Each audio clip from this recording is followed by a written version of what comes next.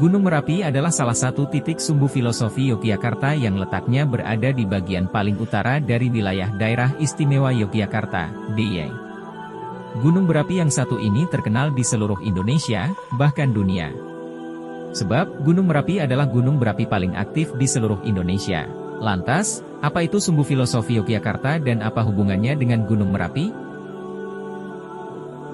Mari kita bahas. Jangan lupa subscribe, like, dan share.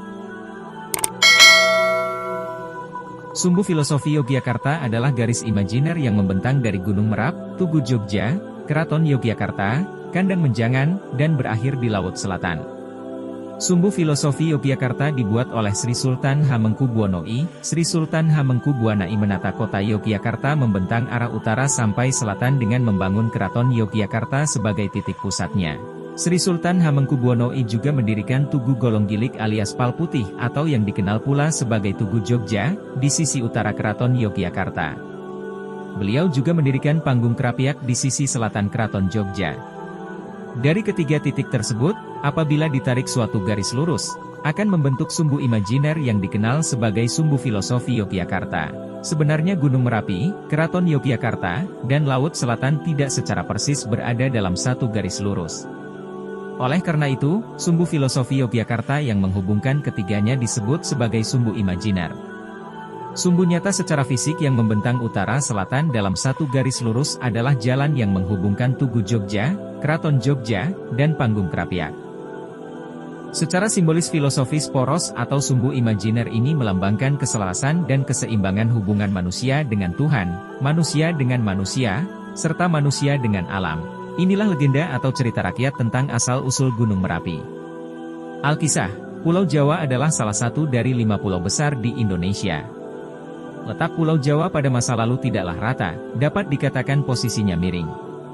Oleh karena itu, Dewa di Kahyangan bermaksud untuk membuat pulau ini jadi rata dan tidak miring lagi. Dalam sebuah pertemuan, para dewa memutuskan untuk mendirikan sebuah gunung yang besar dan tinggi di tengah-tengah Pulau Jawa sebagai penyeimbang. Mereka sepakat untuk memindahkan Gunung Jamur-Dipa yang ada di Laut Selatan ke sebuah tanah datar di bagian tengah Pulau Jawa. Namun, di bagian tengah Pulau Jawa, hidup dua orang pembuat keris atau empu, yakni Empu Rama dan Empu Pamadi. Keduanya adalah empu dengan kesaktian tinggi.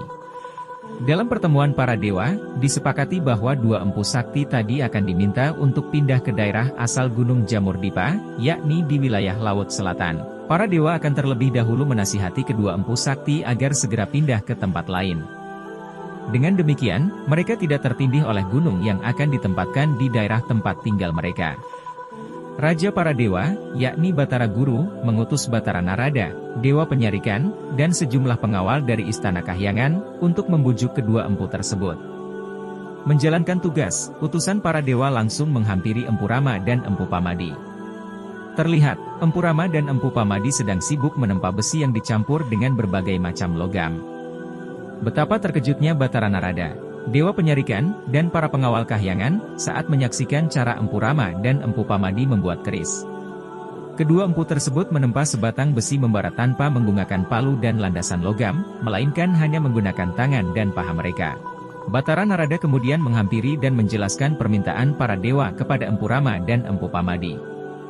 Setelah mendengar penjelasan itu, kedua empu hanya tertegun. Mereka merasa permintaan para dewa sangat berat. Meskipun telah dijanjikan tempat yang lebih baik, Empu Rama dan Empu Pamadi tetap tidak mau pindah dari tempat mereka berada. Melihat keteguhan hati kedua empu tadi, Batara Narada dan Dewa Penyarikan mulai hilang kesabaran. Lantaran mengemban amanat Batara Guru, mereka terpaksa mengancam Empu Rama dan Empu Pamadi agar segera pindah dari tempat itu. Di sisi lain, Empu Rama dan Empu Pamadi tidak takut dengan ancaman para utusan dewa.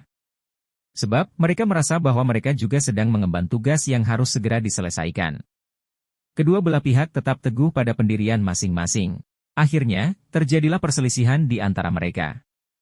Empu Rama dan Empu Pamadi tak juga gentar meskipun yang mereka hadapi adalah utusan dewa. Dengan kesaktian yang dimiliki, mereka bertarung demi mempertahankan tempat itu. Tak ayal, pertarungan sengit pun terjadi. Meskipun dikeroyok, kedua empu tersebut berhasil